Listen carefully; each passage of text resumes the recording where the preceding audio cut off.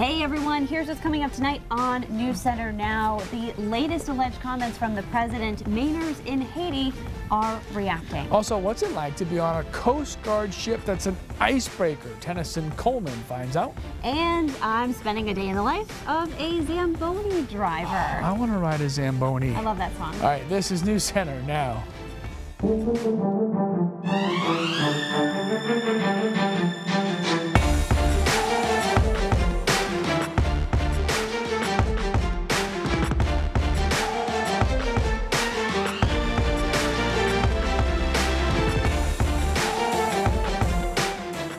I don't think that represents the best of America. 8 years ago today, a terrible earthquake struck Haiti, and Mainers on the island helping locals rebuild say they are offended by the president's reported comments. Hello everyone, I'm Lindsay Mills. Yeah, I'm Lee Goldberg. In a closed-door meeting about immigration reform and the so-called Dreamers, President Trump allegedly made a derogatory comment about certain countries. This was yesterday. The Washington Post was the first to report that Trump allegedly asked lawmakers, quote, "Why are we having all these people from expletive countries come here?" End quote. The Post quoted multiple sources from inside that meeting. Those sources were off the record, but today a senator came forward saying he heard the president use that language. We are going to play a longer soundbite so you can hear the account in his own words. We have a group that have temporary protected status in the United States because they were the victims of crises and disasters and political upheaval. The largest group's El Salvadoran, the second is Honduran, and the third is Haitian. And when I mentioned that fact to him, he said, "Haitians? Do we need more Haitians?" And then he went on when we started to describe the immigration from Africa that was being protected in this bipartisan measure. That's when he used these vile and vulgar comments, calling the nations they come from holes.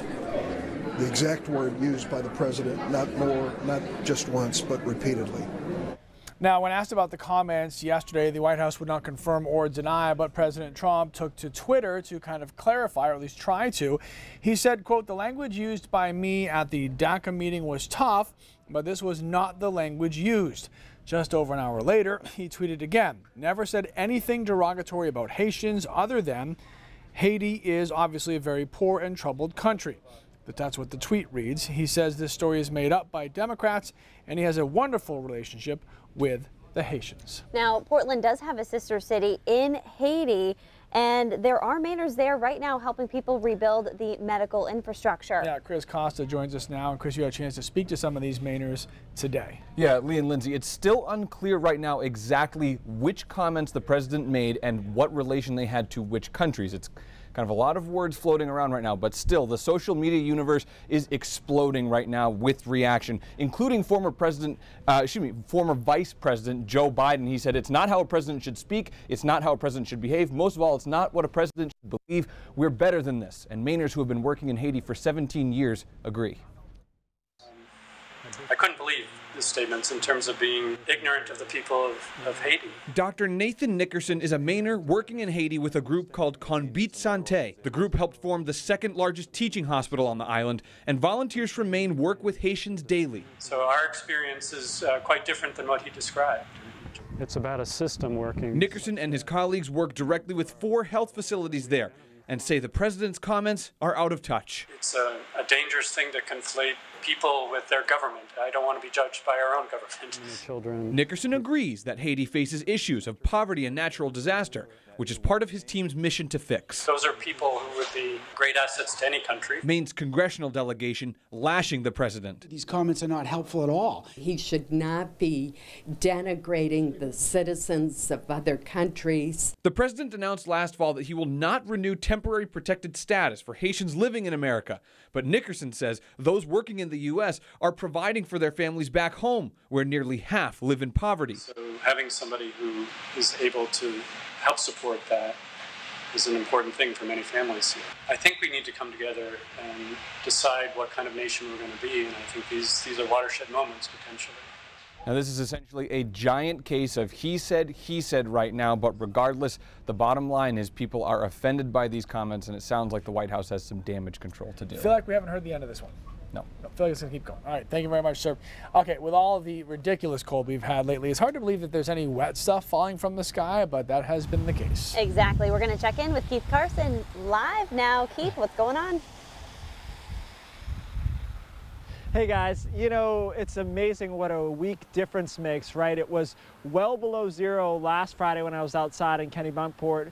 The Thursday, I was in a snowstorm. Now we're in the upper 40s and low 50s, and it's all about rain, but in this case here in Portland, fog as well. And that fog is a result of the snow melting at a very rapid rate and evaporating into the atmosphere, moistening it, and that's why you see the fog out there. Let's have a look at our current temperatures, which are largely in the upper 40s and low 50s. Record high for Portland today was 53. We did not get there, but I think for most people, it certainly felt like a spring type day. 57 in Sanford, look at that, they have all the fun, and 49 degrees in Bangor right now. The radar shows the rain is staying largely to the west right now, but it will collapse towards the coastline as we get into later on this evening, and there'll be some heavy downpours within that, and there's a whole lot more moisture where that came from back to the south and west. This is a relatively large storm system, and you can see on the peripheral side of it, on the edges of it, on the northwest side, is where some of that colder air will come in. That'll happen later tonight and into tomorrow, and we will eventually change over to a wintry mix in a lot of locations. It's just a matter of how long we'll be in that wintry mix versus the rain. So there will be some icing still to talk about tomorrow morning. Guys, the good news is this does not look like an ice storm, as it were. There'll be coatings of ice, but we shouldn't have any major problems and power outages. All right, thank you very much, sir. Keith, live in downtown Portland. All right, Maine, known for its beautiful bodies of water. In the winter, it's up to the United States Coast Guard to ensure that that water is clear for travel and commerce. News Center's Tennyson Coleman spent the day with the U.S. Coast Guard icebreakers. It's your boy Tennyson Coleman, and I'm on a boat. Yes, that's a T-Pain reference, but we're out here breaking the ice with the U.S. Coast Guard. No, I'm not talking being socially awkward at a dinner party. I'm talking actually using this boat to break through physical chunks of ice here on the Penobscot River. Here's why they do it. For Seaman Cody Heskett and his 6 other crew members, it's just another day on the job. I think it's actually pretty fun. They're up early this morning, setting sail on the Penobscot River. Their task, breaking the ice that formed on the river due to freezing temperatures this winter. A lot of people don't think it's a big deal, but it's really cool experience. It's a job that may not seem like a big deal, but Chief Petty Officer Einar Matson says it's pretty important. We want to make sure that we keep ports, facilities, commerce open. Heating oil needs to continue to flow.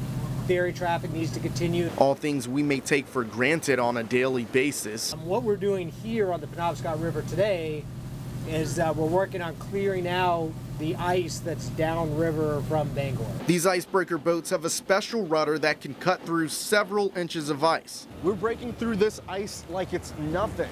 They're used throughout the winter to ensure boats can travel safely, but also to prevent ice jams, which cause flooding when it all melts in the spring. Heskett, a California native, enjoys the job because he grew up on the water. Just spending 7 years living on a lake, I kind of got used to being on ships, line handling, helping my parents out. And he's using some of those skills as well as new ones he's learned alongside his team members to help keep Maine waters safe. In Bucksport, Tennyson Coleman, News Center. Now, the Coast Guard members are breaking ice as part of a very special mission in the Northeast called Operation Renew Reliable Energy for the Northeast winters. Those waters looked chilling. Yeah, I wouldn't want to go for a swim. No. Okay, well, Mark Zuckerberg says your Facebook feed is getting a facelift. Why, he says, the changes will make time on the site for more meaningful things. We had seen the shared of a share and just happened to recognize the car yesterday afternoon.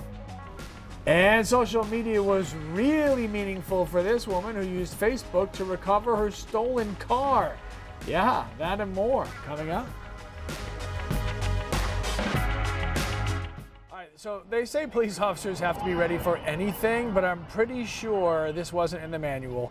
Be prepared to wrestle a python. Yep, Officer Cabrera responded to a call of a 12.5-foot Burmese python in the middle of a street. He wrangled the snake and, of course, brought it back to the station for a group photo. Pythons are not native to Florida, but they aren't exactly uncommon either. I'm shocked they posed for that group photo and no one really backed out. Maybe there were some people that backed out, but that'd be freaky. Yeah, I would have been taking the picture. Yeah, from exactly. really far away, from like over there.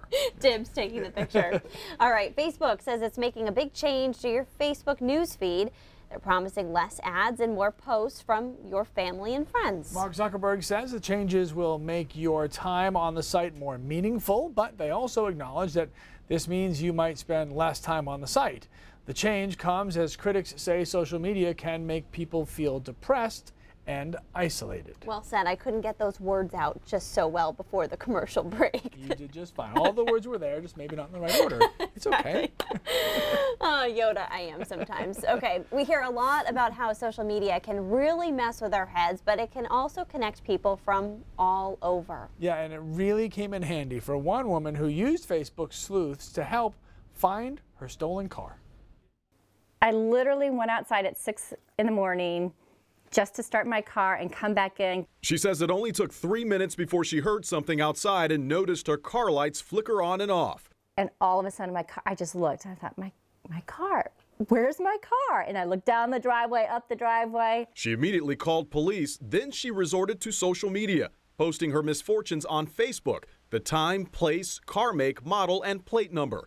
Instantly, people started sharing, resulting in an inbox message with this picture of a man standing outside of her car. I was like, how ironic that he's smoking and I have a license plate that says Fitness Guru. Anybody who sees this knows this does not go together. The Facebook tipster who sent the photo noticed someone had shared a share, and he had seen the shared of a share and just happened to recognize the car yesterday afternoon right downtown. The man snapped the pic after he saw the Lexus a mile and a half from where it had been stolen. Police think the quality is good enough to identify the thief. Fitness Guru has since posted various videos of her search for her car on her Instagram account, hoping that more leads seal her case. As for the picture and how she got it, it's given her hope and a whole new meaning to Facebook friend. It makes me so happy, and I want to call this friend, this newfound friend of mine, and be like, look, you actually are, save the day, because what you gave to me was something that the cops could actually use. That story was from our partner station in Charlotte, North Carolina. Okay, so I've always wanted to drive a Zamboni, right? Because it looks like so much fun, but there's actually a lot of responsibility that comes with that. There is. Hit the puddle of water and the puck stops. Then they're looking at me. A day in the life of the real hockey MVP when we come back. Plus, the weather is nasty and tomorrow's forecast doesn't look much better. When will the wet weather let up? Your full forecast is next. Is that your Pac-Man noise? We are in the thick of the hockey season. And how many times have you been at a game and you've seen the Zamboni going round and around between periods before the game or after the game? You go, okay, that would be so much fun to be the driver of the Zamboni. Guilty. All the time for my whole life. Right, and I found so many of you have said the same thing today. So I went down to University of New England to ride around the Zamboni and experience a day in the life. We get to the ice rink and I go in the computer and I check the mechanical room. Apparently there's a lot of science behind creating a perfect ice surface. It's 18.5. We have the set point at 19, so everything's working good. In the garage where the Zamboni is kept are monitors with all kinds of numbers. The only one I recognize is temperature. But Leon Paquin will know if something isn't right. He says he has to stay on top of it so any slight problem doesn't snowball out of control. I mean, if you buy a brand new one, it's like, $110,000 for a whole new Zamboni. But, we have bearings that go inside the augers over here that spin and pick up the snow. So periodically, once a year or once every 2 years, you check those to make sure they're not bouncing around. And yes, it is a Zamboni, not an ice surfacing machine. There is a difference. Yeah. From California. The telltale sign it's an authentic Zamboni, the snowflake on the steering wheel. After the monitors are well monitored, it's time to check for a current temp. Goalie creases take a beating a lot. So we have to monitor these all the time. So we have this thing here, you put it down. around the boards, around the whole rink to make the ice level. A mini Zamboni takes care of the edges. And with this, if you do this every day, it's so easy to take care of. The Zamboni is set and ready to go, and the pressure is on. Heaven forbid you want too much water on the ice, and the guy's got a breakaway and it hits a puddle of water and the puck stops. Then they're looking at me. And I don't want that to happen. So this career has created some great memories for Leon, especially at Frozen Fenway, where he met David Ortiz. So imagine that with your son with you. You're on the ice at Fenway Park, and we're the only two that does the ice for those games. Once in a lifetime experience. I wanted to climb up and give it a try. I'm a little nervous to make it go fast.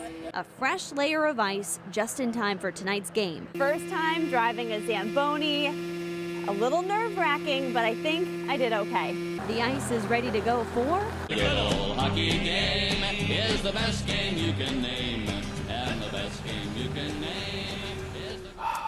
Those are the best songs in your story. I'm so excited. I wish we could play more than 9 seconds. Right. All right, the weather, not very pretty, but it is helping melt that snow. So you win some and you lose some. Keith Carson is outside. Keith, you got that hood on, so is that a sign that it's raining out there?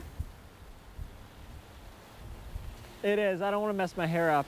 It's just starting to pelt down a little bit here. It's been relatively quiet along the coastline, but some heavier bands of rain are going to rotate in. We're near one of the giant snow piles that we have, you know, here in Portland and a lot of other cities. And if you time lapse this over the past 36 hours, you would see how quickly it has gone down. That advection fog eats snow so quickly.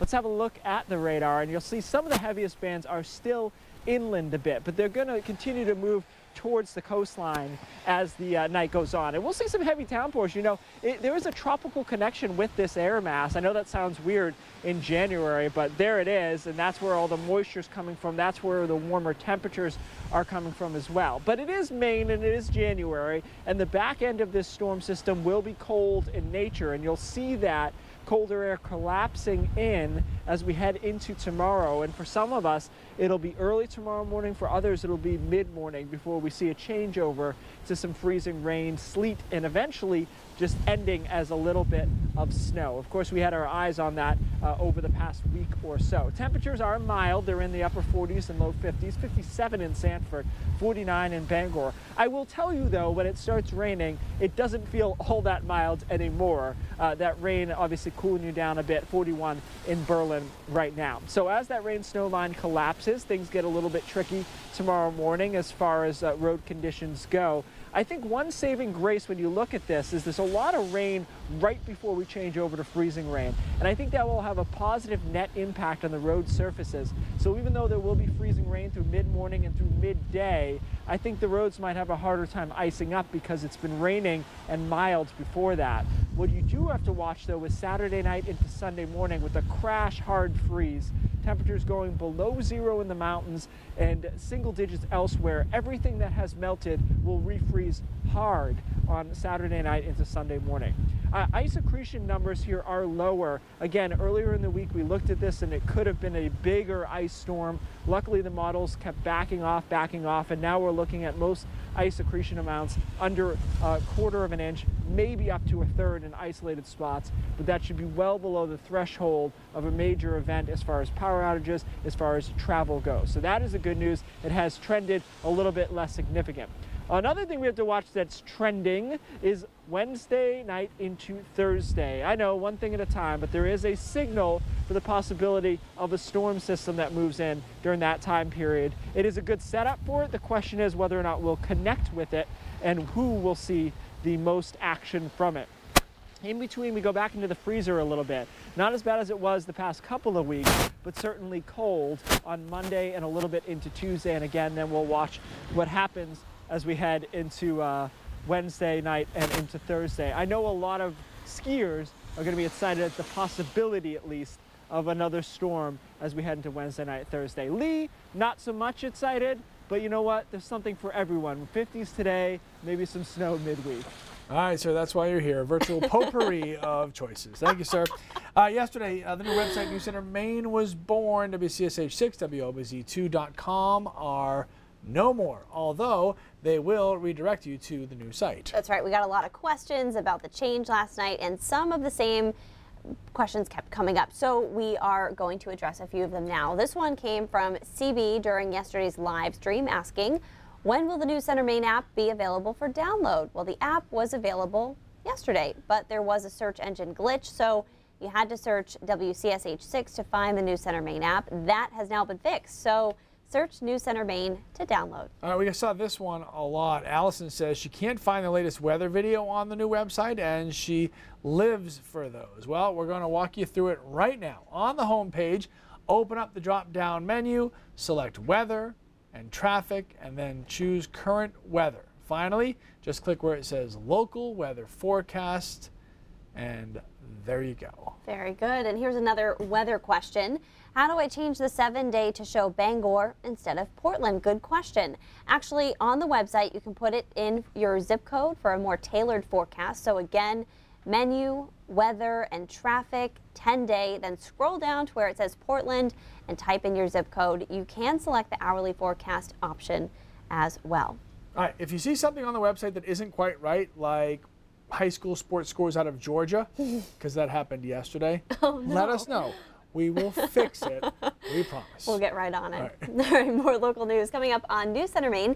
Cindy Williams has a look at some of those stories ahead at 5:30. Hey, Cindy. Hi, guys. A car hit a snowmobile, but the driver ditched the scene, didn't even stop to see if the snowmobiler was okay.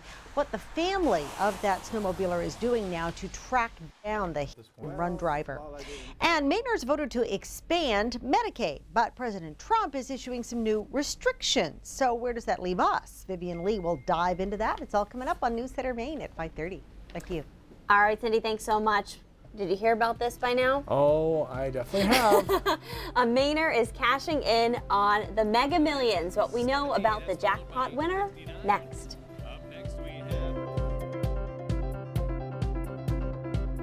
20 years old and a multi-millionaire. That is the reality for a young man from Topsom. That's right. Shane Misler was the sole winner of the January 5th Mega Millions drawing.